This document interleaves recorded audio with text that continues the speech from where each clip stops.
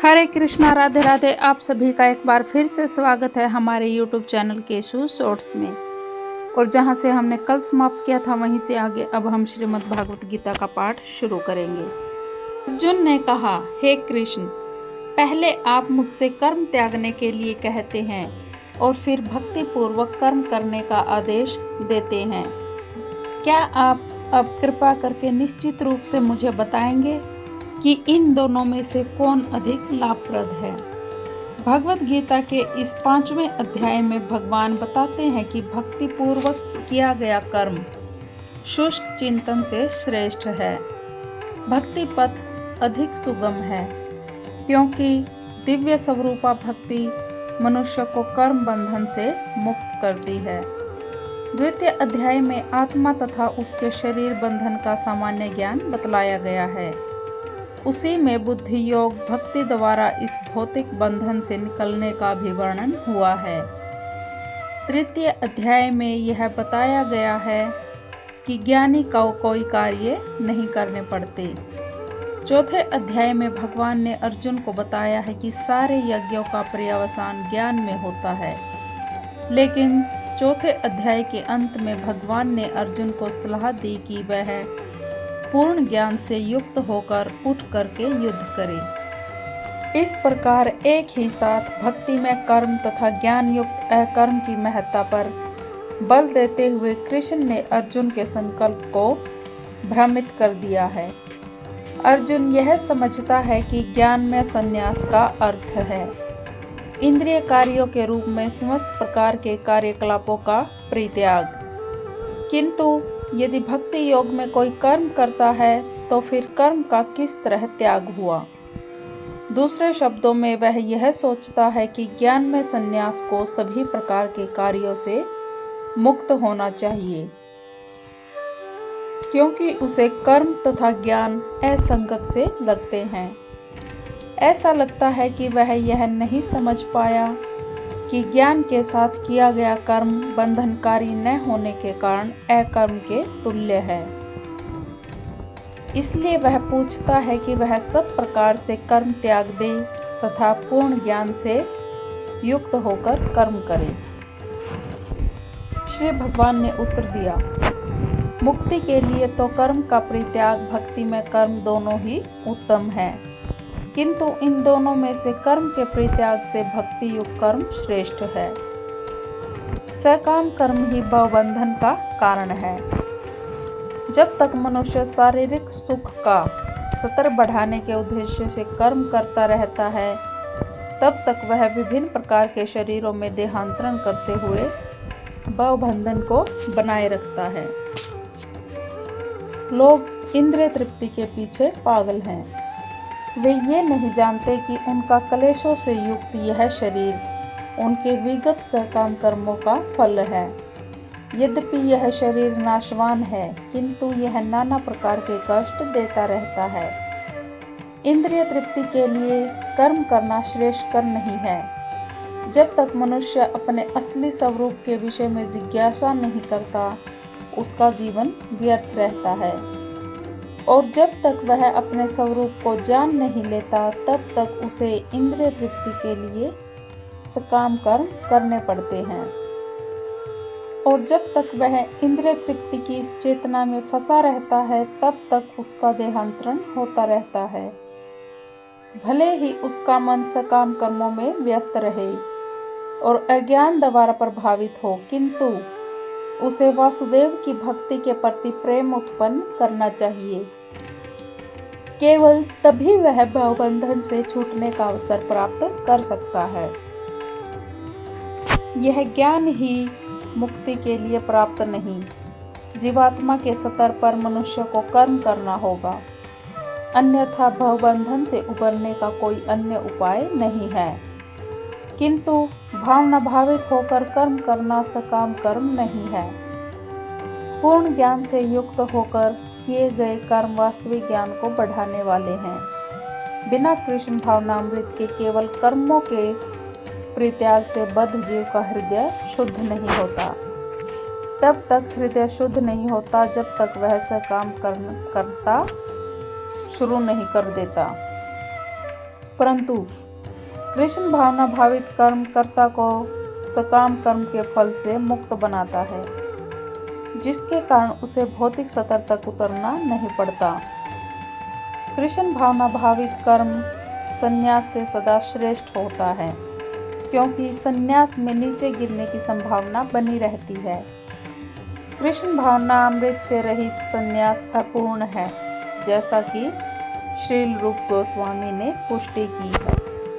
जब मुक्तिकामी व्यक्ति श्री भगवान से संबंधित वस्तुओं को भौतिक समझकर उनका परित्याग कर देते हैं, तो उनका संन्यास अपूर्ण कहलाता है। संन्यास तभी पूर्ण माना जाता है जब तक यह ज्ञात हो कि संसार की प्रत्येक वस्तु भगवान ने की है और किसी भी वस्तु का स्वामित्व वह ग्रहण नहीं कर सकता। मनुष्य को यह समझने का प्रयत्न करना चाहिए कि उसका अपना कुछ भी नहीं है, तो फिर संन्यास का प्रश्न ही कहाँ उठता है। जो व्यक्ति यह समझता है कि सारी संपत्ति श्री कृष्ण की है, वह नित्य सन्यासी है। प्रत्येक वस्तु श्री कृष्ण की है, उसका उपयोग कृष्ण के लिए किया जाना चाहिए। कृष्ण भावना भावित होकर इस प्रकार का पूर्ण कार्य मायावादी सन्यासी के कृत्रिम वैराग्य से कहीं उत्तम है। जो पुरुष न तो कर्मफलों से घृणा करता है और न ही कर्मफल की इच्छा करता है, वह नित्य सन्यासी जाना जाता है। हे अर्जुन, ऐसा मनुष्य समस्त द्वंद्वों से रहित होकर भवबंधन को पार कर पूर्णतया मुक्त हो जाता है। पूर्णतया कृष्ण भावना भावित पुरुष नित्य सन्यासी है, क्योंकि वह अपने कर्म फल से न तो घृणा करता है और न ही उसकी आकांक्षा करता है। ऐसा सन्यासी भगवान की दिव्य प्रेमा भक्ति के प्रायण होकर पूर्ण ज्ञानी होता है, क्योंकि वह कृष्ण के साथ अपनी स्वाभाविक स्थिति को जानता है। वह भली भांति जानता है कि कृष्ण पूर्ण है और वह स्वयं अंश मात्र है। ऐसा ज्ञान पूर्ण होता है क्योंकि वह गुणात्मक तथा सकारात्मक रूप से सही है। कृष्ण की भावना भ्रांत है, क्योंकि अंश अंशी के तुल्य नहीं हो सकता। यह ज्ञान की एकता गुणों की है, न कि गुणों की मात्रा की। सही दिव्य ज्ञान है जिससे मनुष्य अपने आप में पूर्ण बनता है, जिसे न तो किसी वस्तु की आकांक्षा रहती है और न किसी वस्तु का शौक। उसके मन में किसी प्रकार का छल कपट नहीं रहता, क्योंकि वह जो कुछ भी करता है कृष्ण के लिए करता है। इस प्रकार छल कपट से रहित होकर वह इस भौतिक जगत से मुक्त हो जाता है। अज्ञानी ही भक्ति को भौतिक जगत के विश्लेषणात्मक अध्ययन से भिन्न कहते हैं। जो ज्ञानी है वे कहते हैं कि जो इनमें से किसी एक मार्ग का भली भांति अनुसरण करता है, वह दोनों के फल प्राप्त कर लेता है। भौतिक जगत के विश्लेषणात्मक अध्ययन का उद्देश्य आत्मा को प्राप्त करना है। भौतिक जगत की आत्मा विष्णु या परमात्मा है। भगवान की भक्ति का अर्थ परमात्मा की सेवा है। एक विधि से वृक्ष की जड़ खोजी जाती है और दूसरी विधि से उसको सींचा जाता है। सांख्य दर्शन का वास्तविक छात्र जगत के मूल विष्णु को ढूंढता है और फिर पूर्ण ज्ञान समेत अपने को भगवान की सेवा में लगा देता है। इन दोनों में कोई भेद नहीं है, क्योंकि दोनों का उद्देश्य विष्णु की प्राप्ति है। जो लोग चरम उद्देश्य को नहीं जानते, वे ही कहते हैं कि सांख्य और कर्मयोग एक नहीं है। किंतु जो विद्वान है वह जानता है कि इन दोनों भिन्न विधियों का उद्देश्य एक है। जो यह जानता है कि विश्लेषणात्मक अध्ययन द्वारा प्राप्त स्थान भक्ति द्वारा भी प्राप्त किया जा सकता है, और इस तरह जो सांख्य योग तथा भक्ति योग को एक समान देखता है, वही वस्तुओं को यथारूप में देखता है। जीवन का चरम लक्ष्य आत्म साक्षात्कार है। इन दोनों विधियों से प्राप्त होने वाले परिणामों में कोई अंतर नहीं है। सांख्य दार्शनिक शोध के द्वारा इस निष्कर्ष पर पहुंचा जाता है कि जीव भौतिक जगत का नहीं अपितु पूर्ण परमात्मा का अंश है। फलत जीवात्मा का भौतिक जगत से कोई सरोकार नहीं होता। उसके सारे कार्य परमेश्वर से संबंध होने चाहिए। जब वह कृष्ण भावनामृतवश कार्य करता है तभी वह अपनी स्वाभाविक स्थिति में होता है। सांख्य विधि में मनुष्य को पदार्थ से विरक्त होना पड़ता है और भक्ति योग में उसे कृष्ण भावना भावित कर्म में आसक्त होना होता है। दोनों ही विधियां एक है। यद्यपि ऊपर से एक विधि में विरक्ति दिखती है और दूसरे में आसक्ति। जो पदार्थ से विरक्ति और कृष्ण में आसक्ति को एक ही तरह देखता है वही वस्तुओं को यथारूप में देखता है। भक्ति में लगे बिना केवल समस्त कर्मों का परित्याग करने से कोई सुखी नहीं बन सकता, परंतु भक्ति में लगा हुआ विचारवान व्यक्ति शीघ्र ही परमेश्वर को प्राप्त कर लेता है। सन्यासी दो प्रकार के होते हैं। मायावादी सन्यासी सांख्य दर्शन के अध्ययन में लगे रहते हैं तथा वैष्णव सन्यासी वेदांत सूत्रों के यथार्थ भाष्य भागवत दर्शन के अध्ययन में लगे रहते हैं। मायावादी सन्यासी भी वेदांत सूत्रों का अध्ययन करते हैं, किंतु वे शंकराचार्य द्वारा प्रणीत शारीरिक भाष्य का उपयोग करते हैं। भागवत संप्रदाय के छात्र पंचतंत्र की विधि से भगवान की भक्ति करने में लगे रहते हैं और वैष्णव सन्यासियों को भगवान की दिव्य सेवा के लिए अनेक प्रकार के कार्य करने होते हैं।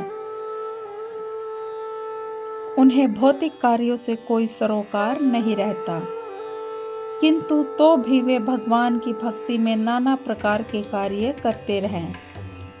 किंतु मायावादी सन्यासी जो सांख्य तथा वेदांत के अध्ययन द्वारा चिंतन में लगे रहते हैं वे भगवान की दिव्य भक्ति का आनंद नहीं उठा पाते, क्योंकि उनका अध्ययन अत्यंत जटिल होता है। वे कभी कभी ब्रह्म चिंतन से उबकर समुचित बोध के बिना भागवत की शरण ग्रहण करते हैं। श्रीमद् भागवत का भी अध्ययन उनके लिए कष्टकर होता है। मायावादी सन्यासियों का शुष्क चिंतन तथा कृत्रिम साधनों से निर्विशेष विवेचना उनके लिए व्यर्थ होती है। भक्ति में लगे हुए वैष्णव सन्यासी अपने दिव्य कर्मों को करते हुए प्रसन्न रहते हैं और यह भी निश्चित रहता है कि वे भगवत धाम को प्राप्त होंगे। मायावादी सन्यासी कभी कभी आत्म साक्षात्कार के पथ से नीचे गिर जाते हैं और फिर से समाज सेवा परोपकार जैसे भौतिक कर्म में प्रवृत्त होते हैं।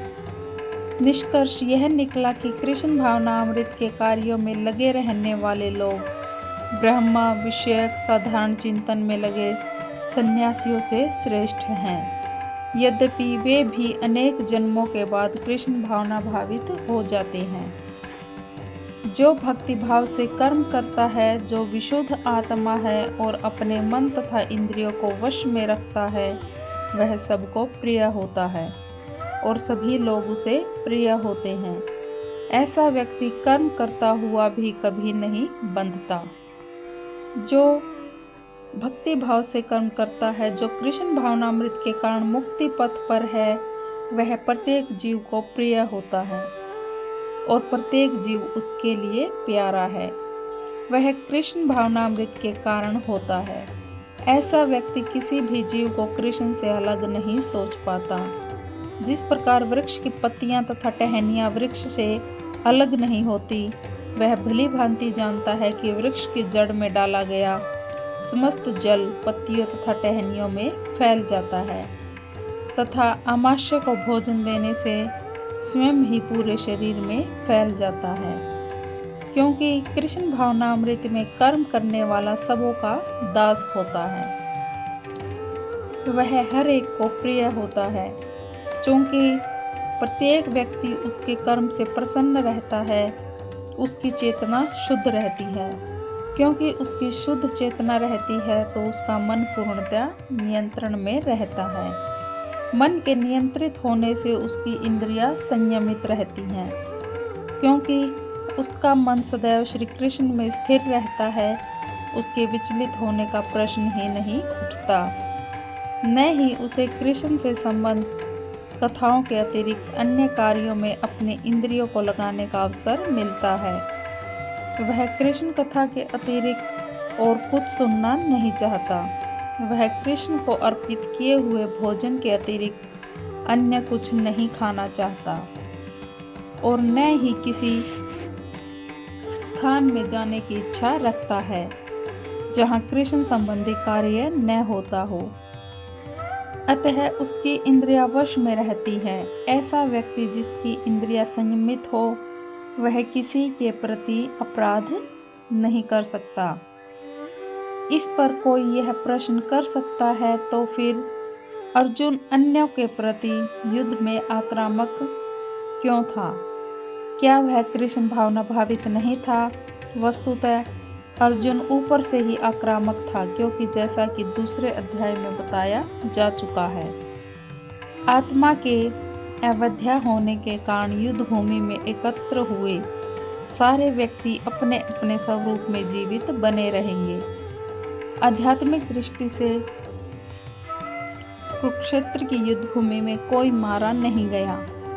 वहां पर स्थित कृष्ण की आज्ञा से केवल उसके वस्त्र बदल दिए गए। अर्जुन कुरुक्षेत्र की युद्ध भूमि में युद्ध करता हुआ भी युद्ध नहीं कर रहा था। वह तो पूर्ण कृष्ण भावनामृत में कृष्ण के आदेश का पालन मात्र कर रहा था। ऐसा व्यक्ति कभी कर्म बंधन से नहीं बंधता। दिव्य भावनामृत युक्त पुरुष देखते, सुनते, स्पर्श करते, सूंघते, खाते, चलते फिरते, सोते तथा श्वास लेते हुए भी अपने अंतर में सदैव यही जानता रहता है कि वास्तव में वह कुछ भी नहीं करता। बोलते, त्यागते, ग्रहण करते या आंखें खोलते बंद करते हुए भी यह जानता रहता है कि भौतिक इंद्रियां अपने अपने विषयों में प्रवृत्त हैं और वह इन सब से पृथक हैं। क्योंकि कृष्ण भावनामृत व्यक्ति का जीवन शुद्ध होता है, उसे निकट तथा दूरस्थ 5 कारणों कर्ता, कर्म, अधिष्ठान, प्रयास तथा भाग्य, इन पर निर्भर किसी कार्य से कुछ लेना देना नहीं रहता। इसका कारण यही है कि वह भगवान की दिव्य सेवा में लगा रहता है। यद्यपि ऐसा प्रतीत होता है कि वह अपने शरीर तथा इंद्रियों से कर्म कर रहा है, किंतु वह अपनी वास्तविक स्थिति के प्रति सचेत रहता है, जो कि आध्यात्मिक व्यस्तता है। भौतिक चेतना में इंद्रिय तृप्ति में लगी रहती हैं, किंतु वे कृष्ण भावनामृत में वे कृष्ण की इंद्रियों की तुष्टि में लगी रहती है। अतः कृष्ण भावना भावित व्यक्ति सदा मुक्त रहता है, भले ही वह ऊपर से भौतिक कार्यों में लगा हुआ दिखाई पड़े। देखने तथा सुनने के कार्य ज्ञानेंद्रियों के कर्म हैं, जबकि चलना, बोलना, मल त्यागना आदि कर्मेंद्रियों के कार्य हैं। कृष्ण भावना भावित व्यक्ति कभी भी इंद्रियों के कार्यों से प्रभावित नहीं होता। वह भगवत सेवा के अतिरिक्त कोई दूसरा कार्य नहीं कर सकता, क्योंकि उसे ज्ञात है कि वह भगवान का शाश्वत दास है। अर्जुन ने कहा, हे कृष्ण, पहले आप मुझसे कर्म त्यागने के लिए कहते हैं और फिर भक्ति पूर्वक कर्म करने का आदेश देते हैं। क्या आप अब कृपा करके निश्चित रूप से मुझे बताएंगे कि इन दोनों में से कौन अधिक लाभप्रद है? भगवत गीता के इस 5वें अध्याय में भगवान बताते हैं कि भक्ति पूर्वक किया गया कर्म शुष्क चिंतन से श्रेष्ठ है। भक्ति पथ अधिक सुगम है, क्योंकि दिव्य स्वरूपा भक्ति मनुष्य को कर्म बंधन से मुक्त करती है। द्वितीय अध्याय में आत्मा तथा उसके शरीर बंधन का सामान्य ज्ञान बतलाया गया है। उसी में बुद्धि योग भक्ति द्वारा इस भौतिक बंधन से निकलने का भी वर्णन हुआ है। तृतीय अध्याय में यह बताया गया है कि ज्ञानी को कोई कार्य नहीं करने पड़ते। चौथे अध्याय में भगवान ने अर्जुन को बताया है कि सारे यज्ञों का पर्यवसान ज्ञान में होता है, लेकिन चौथे अध्याय के अंत में भगवान ने अर्जुन को सलाह दी कि वह पूर्ण ज्ञान से युक्त होकर उठ करके युद्ध करे। इस प्रकार एक ही साथ भक्ति में कर्म तथा ज्ञान युक्त अकर्म की महत्ता पर बल देते हुए कृष्ण ने अर्जुन के संकल्प को भ्रमित कर दिया है। अर्जुन यह समझता है कि ज्ञान में संन्यास का अर्थ है इंद्रिय कार्यों के रूप में समस्त प्रकार के कार्यकलापों का परित्याग, किंतु यदि भक्ति योग में कोई कर्म करता है तो फिर कर्म का किस तरह त्याग हुआ। दूसरे शब्दों में वह यह सोचता है कि ज्ञान में संन्यास को सभी प्रकार के कार्यों से मुक्त होना चाहिए, क्योंकि उसे कर्म तथा ज्ञान असंगत से लगते हैं। ऐसा लगता है कि वह यह नहीं समझ पाया कि ज्ञान के साथ किया गया कर्म बंधनकारी न होने के कारण अकर्म के तुल्य है। इसलिए वह पूछता है कि वह सब प्रकार से कर्म त्याग दे तथा पूर्ण ज्ञान से युक्त होकर कर्म करे। श्री भगवान ने उत्तर दिया, मुक्ति के लिए तो कर्म का परित्याग, भक्ति में कर्म दोनों ही उत्तम है, किंतु इन दोनों में से कर्म के परित्याग से भक्ति युक्त कर्म श्रेष्ठ है। सकाम कर्म ही भवबंधन का कारण है।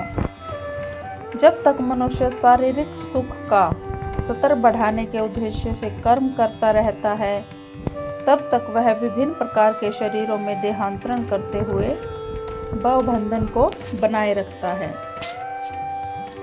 लोग इंद्रिय तृप्ति के पीछे पागल हैं। वे ये नहीं जानते कि उनका क्लेशों से युक्त यह शरीर उनके विगत सकाम कर्मों का फल है।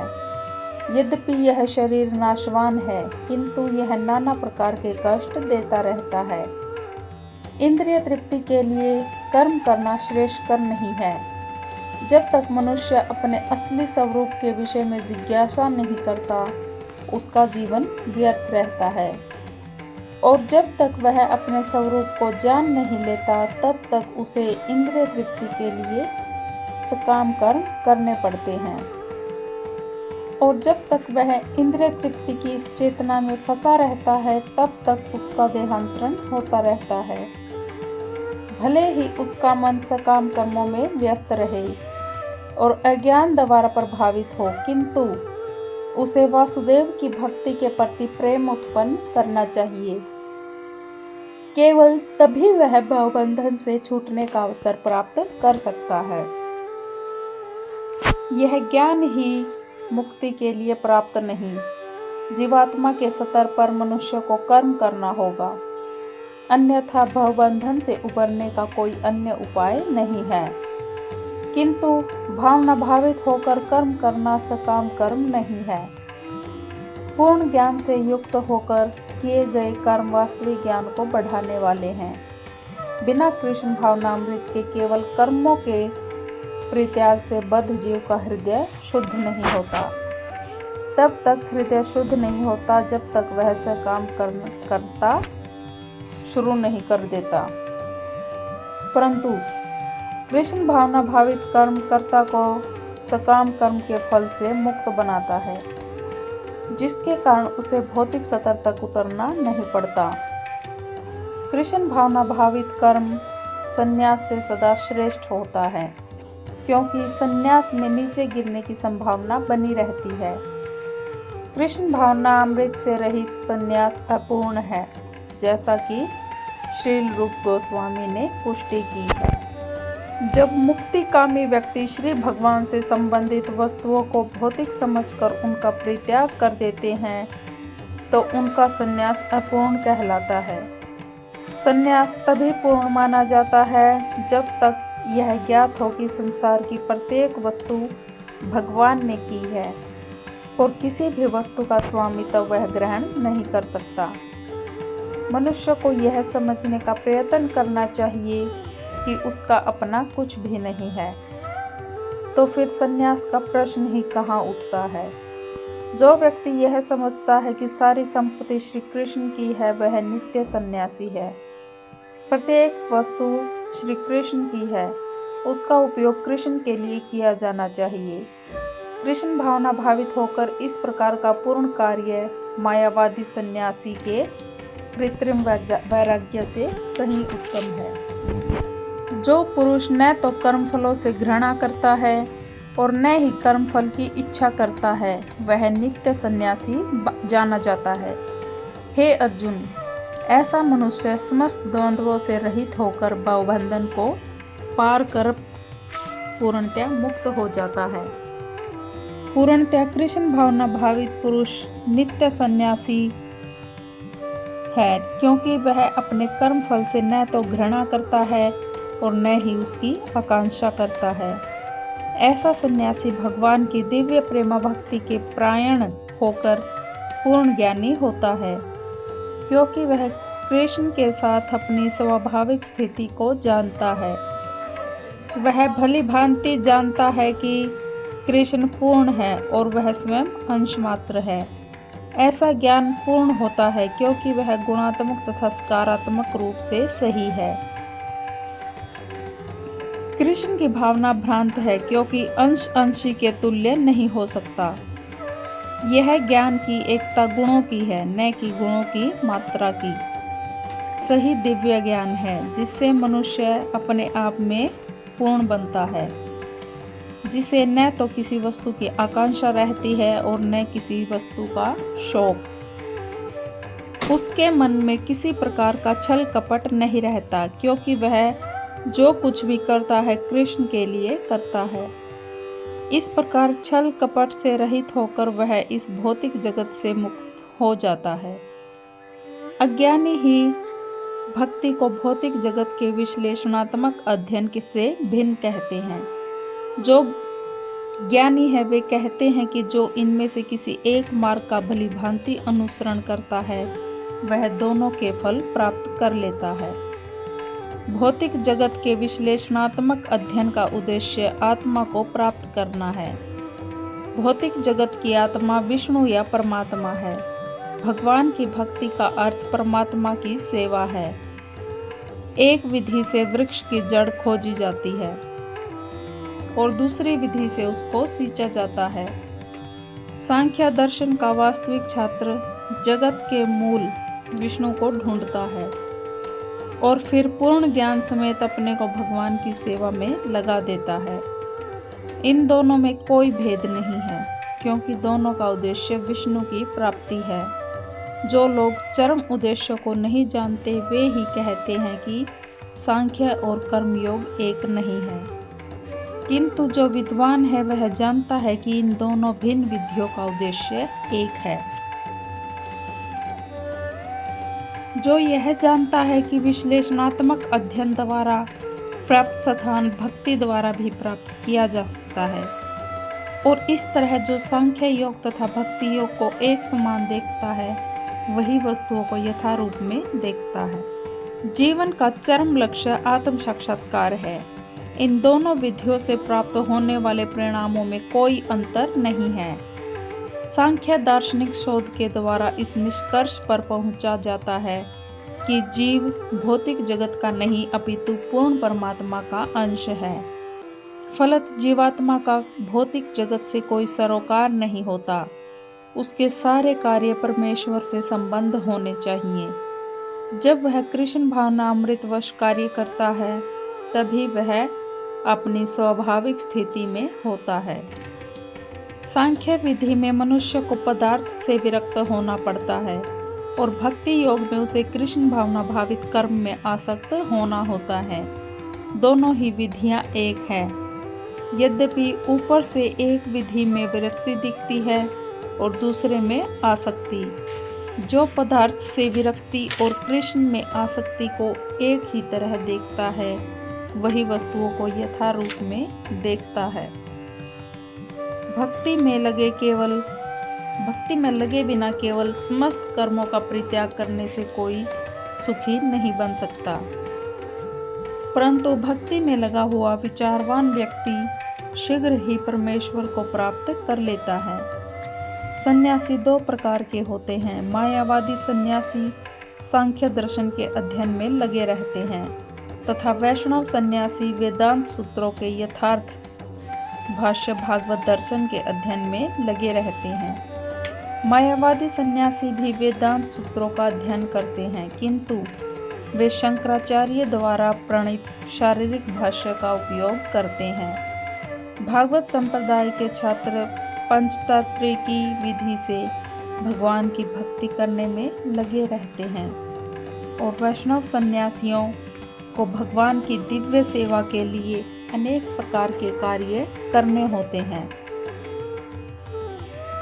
उन्हें भौतिक कार्यों से कोई सरोकार नहीं रहता, किंतु तो भी वे भगवान की भक्ति में नाना प्रकार के कार्य करते रहें। किंतु मायावादी सन्यासी जो सांख्य तथा वेदांत के अध्ययन द्वारा चिंतन में लगे रहते हैं, वे भगवान की दिव्य भक्ति का आनंद नहीं उठा पाते, क्योंकि उनका अध्ययन अत्यंत जटिल होता है। वे कभी कभी ब्रह्मचिंतन से उबकर समुचित बोध के बिना भागवत की शरण ग्रहण करते हैं। श्रीमद् भागवत का भी अध्ययन उनके लिए कष्टकर होता है। मायावादी सन्यासियों का शुष्क चिंतन तथा कृत्रिम साधनों से निर्विशेष विवेचना उनके लिए व्यर्थ होती है। भक्ति में लगे हुए वैष्णव सन्यासी अपने दिव्य कर्मों को करते हुए प्रसन्न रहते हैं और यह भी निश्चित रहता है कि वे भगवत धाम को प्राप्त होंगे।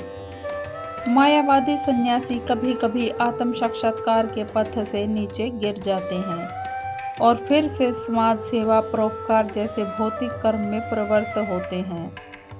निष्कर्ष यह निकला कि कृष्ण भावनामृत के कार्यों में लगे रहने वाले लोग ब्रह्मा विषयक साधारण चिंतन में लगे सन्यासियों से श्रेष्ठ हैं, यद्यपि वे भी अनेक जन्मों के बाद कृष्ण भावना भावित हो जाते हैं।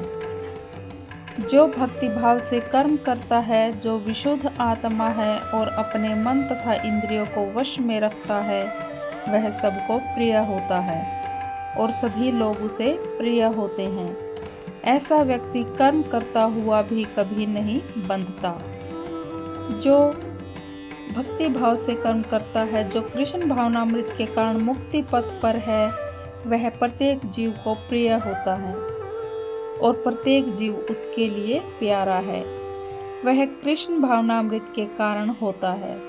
ऐसा व्यक्ति किसी भी जीव को कृष्ण से अलग नहीं सोच पाता। जिस प्रकार वृक्ष की पत्तियां तथा टहनियां वृक्ष से अलग नहीं होती, वह भली भांति जानता है कि वृक्ष की जड़ में डाला गया समस्त जल पत्तियों तथा टहनियों में फैल जाता है तथा आमाशय को भोजन देने से स्वयं ही पूरे शरीर में फैल जाता है, क्योंकि कृष्ण भावनामृत में कर्म करने वाला सबों का दास होता है। वह हर एक को प्रिय होता है, क्योंकि प्रत्येक व्यक्ति उसके कर्म से प्रसन्न रहता है। उसकी चेतना शुद्ध रहती है, क्योंकि उसकी शुद्ध चेतना रहती है तो उसका मन पूर्णतया नियंत्रण में रहता है।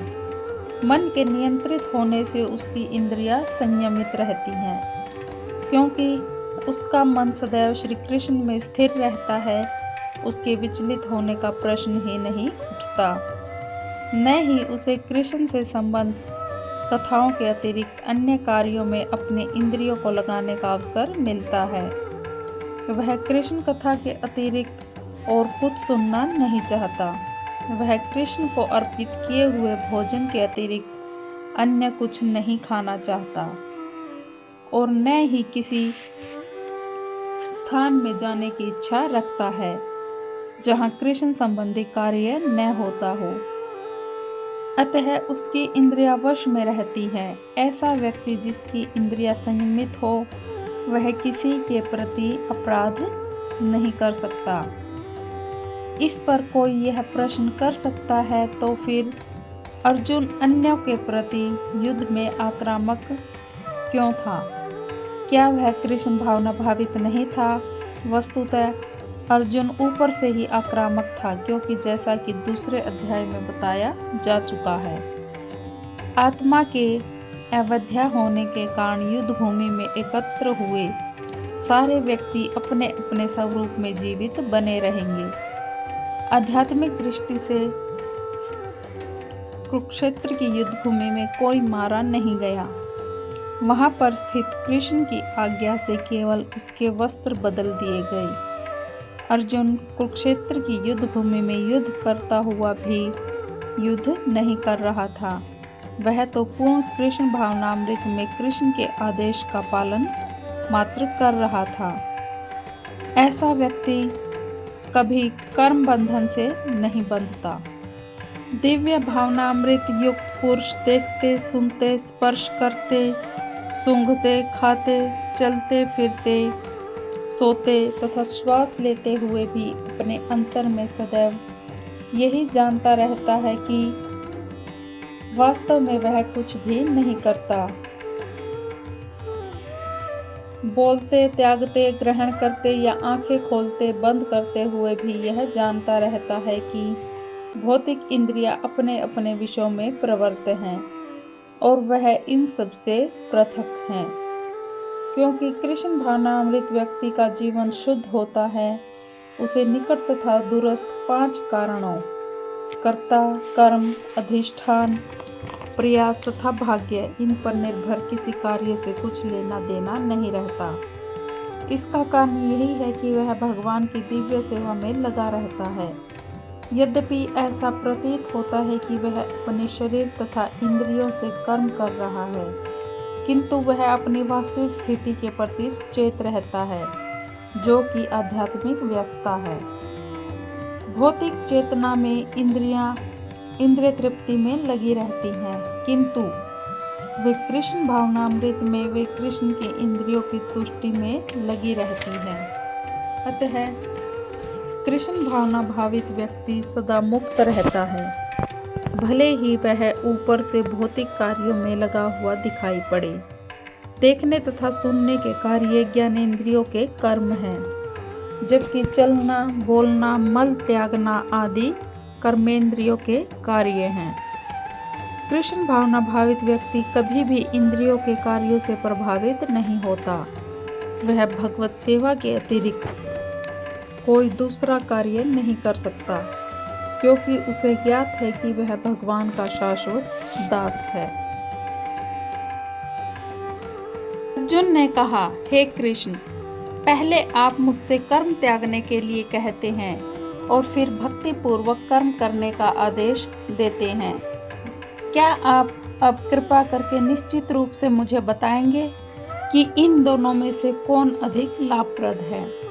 भगवत गीता के इस 5वें अध्याय में भगवान बताते हैं कि भक्ति पूर्वक किया गया कर्म शुष्क चिंतन से श्रेष्ठ है। भक्ति पथ अधिक सुगम है, क्योंकि दिव्य स्वरूपा भक्ति मनुष्य को कर्म बंधन से मुक्त करती है। द्वितीय अध्याय में आत्मा तथा उसके शरीर बंधन का सामान्य ज्ञान बतलाया गया है। उसी में बुद्धि योग भक्ति द्वारा इस भौतिक बंधन से निकलने का भी वर्णन हुआ है। तृतीय अध्याय में यह बताया गया है कि ज्ञानी को कोई कार्य नहीं करने पड़ते। चौथे अध्याय में भगवान ने अर्जुन को बताया है कि सारे यज्ञों का पर्यवसान ज्ञान में होता है, लेकिन चौथे अध्याय के अंत में भगवान ने अर्जुन को सलाह दी कि वह पूर्ण ज्ञान से युक्त होकर उठ करके युद्ध करे। इस प्रकार एक ही साथ भक्ति में कर्म तथा ज्ञान युक्त अकर्म की महत्ता पर बल देते हुए कृष्ण ने अर्जुन के संकल्प को भ्रमित कर दिया है।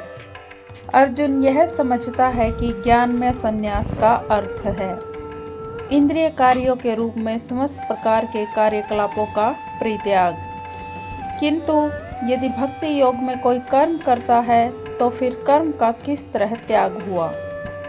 दूसरे शब्दों में वह यह सोचता है कि ज्ञान में संन्यास को सभी प्रकार के कार्यों से मुक्त होना चाहिए,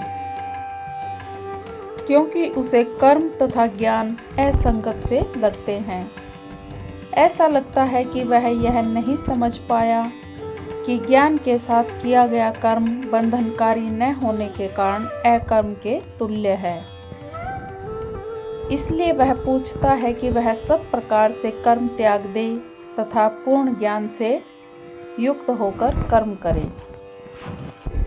श्री भगवान ने उत्तर दिया, मुक्ति के लिए तो कर्म का परित्याग, भक्ति में कर्म दोनों ही उत्तम है, किंतु इन दोनों में से कर्म के परित्याग से भक्ति युक्त कर्म श्रेष्ठ है। सकाम कर्म ही भवबंधन का कारण है। जब तक मनुष्य शारीरिक सुख का स्तर बढ़ाने के उद्देश्य से कर्म करता रहता है, तब तक वह विभिन्न प्रकार के शरीरों में देहांतरण करते हुए भवबंधन को बनाए रखता है। लोग इंद्रिय तृप्ति के पीछे पागल हैं। वे ये नहीं जानते कि उनका क्लेशों से युक्त यह शरीर उनके विगत सकाम कर्मों का फल है। यद्यपि यह शरीर नाशवान है, किंतु यह नाना प्रकार के कष्ट देता रहता है। इंद्रिय तृप्ति के लिए कर्म करना श्रेष्ठ कर्म नहीं है।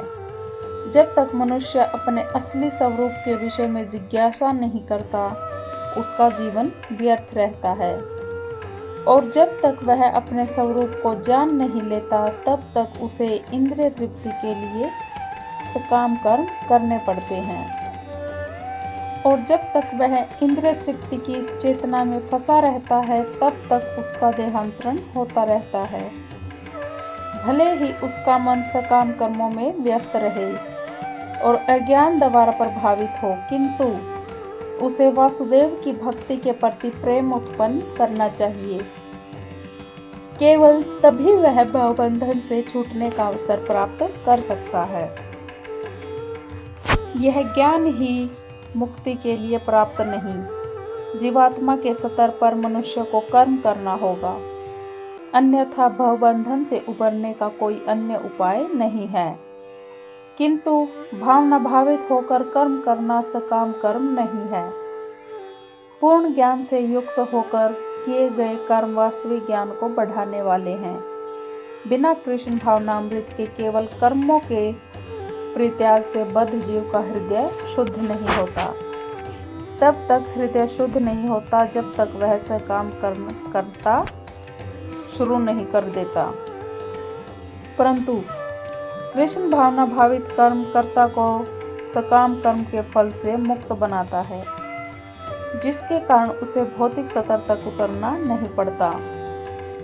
कृष्ण भावना भावित कर्म संन्यास से सदा श्रेष्ठ होता है, क्योंकि संन्यास में नीचे गिरने की संभावना बनी रहती है। कृष्ण भावना अमृत से रहित संन्यास अपूर्ण है, जैसा कि श्रील रूप गोस्वामी ने पुष्टि की है। जब मुक्तिकामी व्यक्ति श्री भगवान से संबंधित वस्तुओं को भौतिक समझकर उनका परित्याग कर देते हैं, तो उनका संन्यास अपूर्ण कहलाता है। संन्यास तभी पूर्ण माना जाता है जब तक यह ज्ञात हो कि संसार की प्रत्येक वस्तु भगवान ने की है और किसी भी वस्तु का स्वामित्व वह ग्रहण नहीं कर सकता। मनुष्य को यह समझने का प्रयत्न करना चाहिए कि उसका अपना कुछ भी नहीं है, तो फिर संन्यास का प्रश्न ही कहाँ उठता है। जो व्यक्ति यह समझता है कि सारी संपत्ति श्री कृष्ण की है, वह नित्य सन्यासी है। प्रत्येक वस्तु श्री कृष्ण की है, उसका उपयोग कृष्ण के लिए किया जाना चाहिए। कृष्ण भावना भावित होकर इस प्रकार का पूर्ण कार्य मायावादी सन्यासी के कृत्रिम वैराग्य से कहीं उत्तम है। जो पुरुष न तो कर्मफलों से घृणा करता है और न ही कर्मफल की इच्छा करता है, वह नित्य सन्यासी जाना जाता है। हे अर्जुन, ऐसा मनुष्य समस्त द्वंद्वों से रहित होकर भवबंधन को पार कर पूर्णतया मुक्त हो जाता है। पूर्णतया कृष्ण भावना भावित पुरुष नित्य सन्यासी है, क्योंकि वह अपने कर्म फल से न तो घृणा करता है और न ही उसकी आकांक्षा करता है। ऐसा सन्यासी भगवान की दिव्य प्रेम भक्ति के प्रायण होकर पूर्ण ज्ञानी होता है, क्योंकि वह कृष्ण के साथ अपनी स्वाभाविक स्थिति को जानता है। वह भली भांति जानता है कि कृष्ण पूर्ण है और वह स्वयं अंश मात्र है। ऐसा ज्ञान पूर्ण होता है क्योंकि वह गुणात्मक तथा सकारात्मक रूप से सही है। कृष्ण की भावना भ्रांत है क्योंकि अंश अंशी के तुल्य नहीं हो सकता। यह ज्ञान की एकता गुणों की है, न कि गुणों की मात्रा की। सही दिव्य ज्ञान है जिससे मनुष्य अपने आप में पूर्ण बनता है, जिसे न तो किसी वस्तु की आकांक्षा रहती है और न किसी वस्तु का शौक। उसके मन में किसी प्रकार का छल कपट नहीं रहता क्योंकि वह जो कुछ भी करता है कृष्ण के लिए करता है। इस प्रकार छल कपट से रहित होकर वह इस भौतिक जगत से मुक्त हो जाता है। अज्ञानी ही भक्ति को भौतिक जगत के विश्लेषणात्मक अध्ययन से भिन्न कहते हैं। जो ज्ञानी है वे कहते हैं कि जो इनमें से किसी एक मार्ग का भली भांति अनुसरण करता है वह दोनों के फल प्राप्त कर लेता है। भौतिक जगत के विश्लेषणात्मक अध्ययन का उद्देश्य आत्मा को प्राप्त करना है। भौतिक जगत की आत्मा विष्णु या परमात्मा है। भगवान की भक्ति का अर्थ परमात्मा की सेवा है। एक विधि से वृक्ष की जड़ खोजी जाती है और दूसरी विधि से उसको सींचा जाता है। सांख्य दर्शन का वास्तविक छात्र जगत के मूल विष्णु को ढूंढता है और फिर पूर्ण ज्ञान समेत अपने को भगवान की सेवा में लगा देता है। इन दोनों में कोई भेद नहीं है क्योंकि दोनों का उद्देश्य विष्णु की प्राप्ति है। जो लोग चरम उद्देश्य को नहीं जानते वे ही कहते हैं कि सांख्य और कर्मयोग एक नहीं है, किंतु जो विद्वान है वह जानता है कि इन दोनों भिन्न विधियों का उद्देश्य एक है। जो यह जानता है कि विश्लेषणात्मक अध्ययन द्वारा प्राप्त स्थान भक्ति द्वारा भी प्राप्त किया जा सकता है और इस तरह जो सांख्य योग तथा भक्ति योग को एक समान देखता है वही वस्तुओं को यथारूप में देखता है। जीवन का चरम लक्ष्य आत्म साक्षात्कार है। इन दोनों विधियों से प्राप्त होने वाले परिणामों में कोई अंतर नहीं है। सांख्य दार्शनिक शोध के द्वारा इस निष्कर्ष पर पहुंचा जाता है कि जीव भौतिक जगत का नहीं अपितु पूर्ण परमात्मा का अंश है। फलत जीवात्मा का भौतिक जगत से कोई सरोकार नहीं होता। उसके सारे कार्य परमेश्वर से संबंध होने चाहिए। जब वह कृष्ण भावनामृतवश कार्य करता है तभी वह अपनी स्वाभाविक स्थिति में होता है। सांख्य विधि में मनुष्य को पदार्थ से विरक्त होना पड़ता है और भक्ति योग में उसे कृष्ण भावना भावित कर्म में आसक्त होना होता है। दोनों ही विधियां एक है। यद्यपि ऊपर से एक विधि में विरक्ति दिखती है और दूसरे में आसक्ति। जो पदार्थ से विरक्ति और कृष्ण में आसक्ति को एक ही तरह देखता है वही वस्तुओं को यथारूप में देखता है। भक्ति में लगे बिना केवल समस्त कर्मों का परित्याग करने से कोई सुखी नहीं बन सकता, परंतु भक्ति में लगा हुआ विचारवान व्यक्ति शीघ्र ही परमेश्वर को प्राप्त कर लेता है। सन्यासी दो प्रकार के होते हैं। मायावादी सन्यासी सांख्य दर्शन के अध्ययन में लगे रहते हैं तथा वैष्णव सन्यासी वेदांत सूत्रों के यथार्थ भाष्य भागवत दर्शन के अध्ययन में लगे रहते हैं। मायावादी सन्यासी भी वेदांत सूत्रों का अध्ययन करते हैं किंतु वे शंकराचार्य द्वारा प्रणीत शारीरिक भाष्य का उपयोग करते हैं। भागवत संप्रदाय के छात्र पंचतंत्र की विधि से भगवान की भक्ति करने में लगे रहते हैं और वैष्णव सन्यासियों को भगवान की दिव्य सेवा के लिए अनेक प्रकार के कार्य करने होते हैं। उन्हें भौतिक कार्यों से कोई सरोकार नहीं रहता, किंतु तो भी वे भगवान की भक्ति में नाना प्रकार के कार्य करते रहें। किंतु मायावादी सन्यासी जो सांख्य तथा वेदांत के अध्ययन द्वारा चिंतन में लगे रहते हैं वे भगवान की दिव्य भक्ति का आनंद नहीं उठा पाते, क्योंकि उनका अध्ययन अत्यंत जटिल होता है। वे कभी कभी ब्रह्मचिंतन से उबकर समुचित बोध के बिना भागवत की शरण ग्रहण करते हैं। श्रीमद् भागवत का भी अध्ययन उनके लिए कष्टकर होता है। मायावादी सन्यासियों का शुष्क चिंतन तथा कृत्रिम साधनों से निर्विशेष विवेचना उनके लिए व्यर्थ होती है।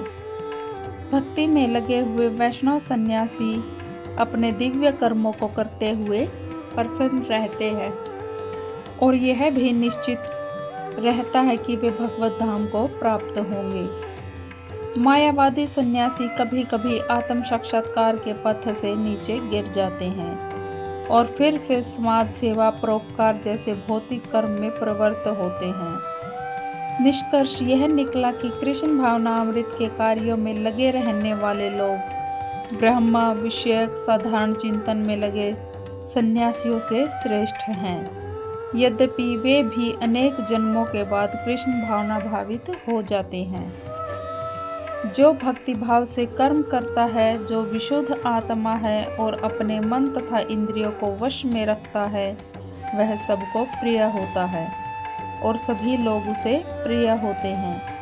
ऐसा व्यक्ति कर्म करता हुआ भी कभी नहीं बंधता। जो भक्ति भाव से कर्म करता है, जो कृष्ण भावनामृत के कारण मुक्ति पथ पर है, वह प्रत्येक जीव को प्रिय होता है और प्रत्येक जीव उसके लिए प्यारा है। वह कृष्ण भावनामृत के कारण होता है। ऐसा व्यक्ति किसी भी जीव को कृष्ण से अलग नहीं सोच पाता।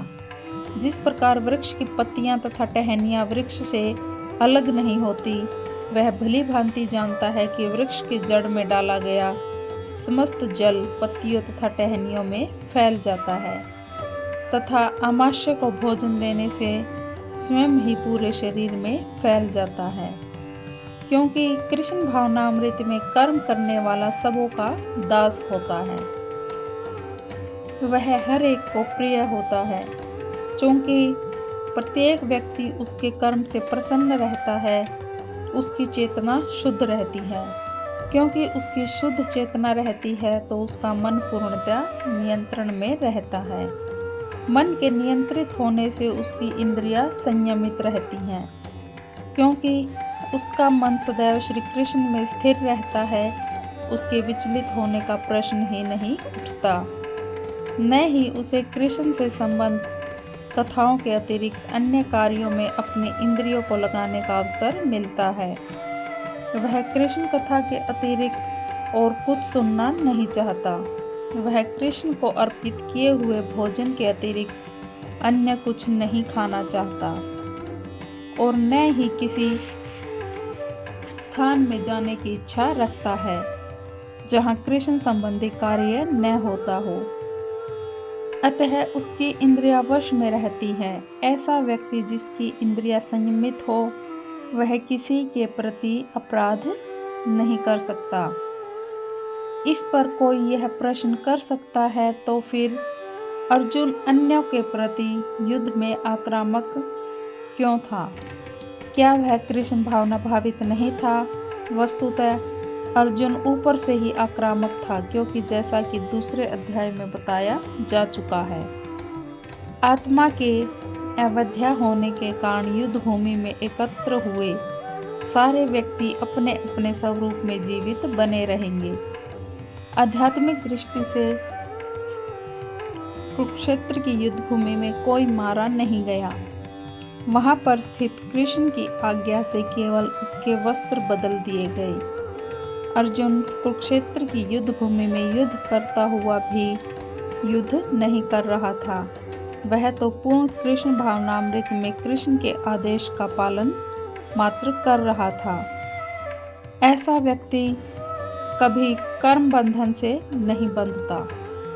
दिव्य भावनामृत युक्त पुरुष देखते, सुनते, स्पर्श करते, सूंघते, खाते, चलते फिरते, सोते तथा श्वास लेते हुए भी अपने अंतर में सदैव यही जानता रहता है कि वास्तव में वह कुछ भी नहीं करता।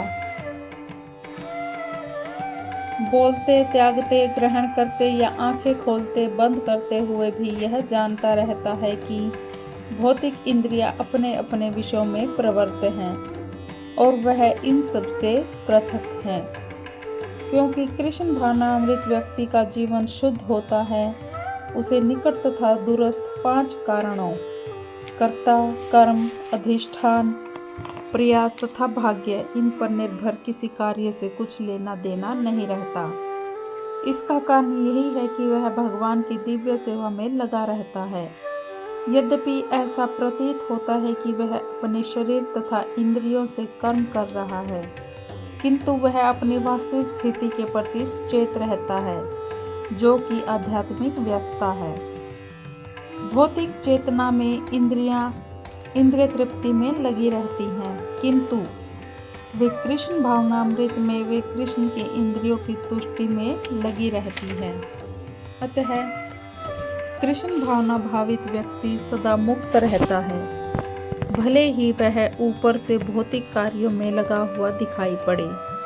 देखने तथा सुनने के कार्य ज्ञानेंद्रियों के कर्म हैं, जबकि चलना, बोलना, मल त्यागना आदि कर्मेंद्रियों के कार्य हैं। कृष्ण भावना भावित व्यक्ति कभी भी इंद्रियों के कार्यों से प्रभावित नहीं होता। वह भगवत सेवा के अतिरिक्त कोई दूसरा कार्य नहीं कर सकता, क्योंकि उसे ज्ञात है कि वह भगवान का शाश्वत दास है। अर्जुन ने कहा, हे कृष्ण, पहले आप मुझसे कर्म त्यागने के लिए कहते हैं और फिर भक्ति पूर्वक कर्म करने का आदेश देते हैं। क्या आप अब कृपा करके निश्चित रूप से मुझे बताएंगे कि इन दोनों में से कौन अधिक लाभप्रद है? भगवत गीता के इस 5वें अध्याय में भगवान बताते हैं कि भक्ति पूर्वक किया गया कर्म शुष्क चिंतन से श्रेष्ठ है। भक्ति पथ अधिक सुगम है, क्योंकि दिव्य स्वरूपा भक्ति मनुष्य को कर्म बंधन से मुक्त करती है। द्वितीय अध्याय में आत्मा तथा उसके शरीर बंधन का सामान्य ज्ञान बतलाया गया है। उसी में बुद्धि योग भक्ति द्वारा इस भौतिक बंधन से निकलने का भी वर्णन हुआ है। तृतीय अध्याय में यह बताया गया है कि ज्ञानी का कोई कार्य नहीं करने पड़ते। चौथे अध्याय में भगवान ने अर्जुन को बताया है कि सारे यज्ञों का पर्यवसान ज्ञान में होता है, लेकिन चौथे अध्याय के अंत में भगवान ने अर्जुन को सलाह दी कि वह पूर्ण ज्ञान से युक्त होकर उठ करके युद्ध करे। इस प्रकार एक ही साथ भक्ति में कर्म तथा ज्ञान युक्त अकर्म की महत्ता पर बल देते हुए कृष्ण ने अर्जुन के संकल्प को भ्रमित कर दिया है। अर्जुन यह समझता है कि ज्ञान में संन्यास का अर्थ है इंद्रिय कार्यों के रूप में समस्त प्रकार के कार्यकलापों का परित्याग, किंतु यदि भक्ति योग में कोई कर्म करता है तो फिर कर्म का किस तरह त्याग हुआ? दूसरे शब्दों में वह यह सोचता है कि ज्ञान में संन्यास को सभी प्रकार के कार्यों से मुक्त होना चाहिए, क्योंकि उसे कर्म तथा ज्ञान असंगत से लगते हैं। ऐसा लगता है कि वह यह नहीं समझ पाया कि ज्ञान के साथ किया गया कर्म बंधनकारी न होने के कारण अकर्म के तुल्य है। इसलिए वह पूछता है कि वह सब प्रकार से कर्म त्याग दे तथा पूर्ण ज्ञान से युक्त होकर कर्म करे। श्री भगवान ने उत्तर दिया, मुक्ति के लिए तो कर्म का परित्याग, भक्ति में कर्म दोनों ही उत्तम है, किंतु इन दोनों में से कर्म के परित्याग से भक्ति युक्त कर्म श्रेष्ठ है। सकाम कर्म ही भवबंधन का कारण है। जब तक मनुष्य शारीरिक सुख का स्तर बढ़ाने के उद्देश्य से कर्म करता रहता है, तब तक वह विभिन्न प्रकार के शरीरों में देहांतरण करते हुए भवबंधन को बनाए रखता है। लोग इंद्रिय तृप्ति के पीछे पागल हैं। वे ये नहीं जानते कि उनका क्लेशों से युक्त यह शरीर उनके विगत सकाम कर्मों का फल है। यद्यपि यह शरीर नाशवान है, किंतु यह नाना प्रकार के कष्ट देता रहता है। इंद्रिय तृप्ति के लिए कर्म करना श्रेष्ठकर नहीं है। जब तक मनुष्य अपने असली स्वरूप के विषय में जिज्ञासा नहीं करता, उसका जीवन व्यर्थ रहता है। और जब तक वह अपने स्वरूप को जान नहीं लेता तब तक उसे इंद्रिय तृप्ति के लिए सकाम कर्म करने पड़ते हैं। और जब तक वह इंद्रिय तृप्ति की इस चेतना में फंसा रहता है तब तक उसका देहांतरण होता रहता है, भले ही उसका मन सकाम कर्मों में व्यस्त रहे और अज्ञान द्वारा प्रभावित हो, किंतु उसे वासुदेव की भक्ति के प्रति प्रेम उत्पन्न करना चाहिए। केवल तभी वह भावबंधन से छूटने का अवसर प्राप्त कर सकता है। यह ज्ञान ही